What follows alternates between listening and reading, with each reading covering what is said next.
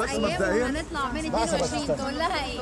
بقول كل سنه وانتم طيبين ويا رب يخرجنا منها سنه جميله يودينا على سنه اجمل ان شاء الله. ويجز يا ريس بس انت يا جماعه مفيش حاجه، يا جماعه مفيش، انا ما يا جماعه اختصارا للموضوع ويجز ده، لم يصدر مني شخصيا او نقابيا او من مجلس ادارتي او من النقابه العامه اي امر يخص ويجز لا بالسلب ولا بالايجاب.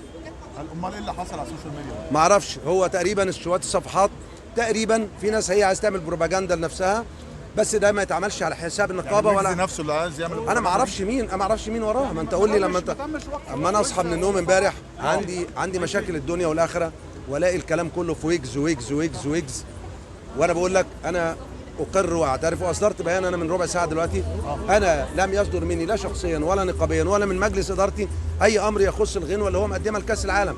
طيب تعالى بقى نقول ان هو راجل مصري وراح كاس العالم يعمل غنوه، انا اتمنى له كل التوفيق.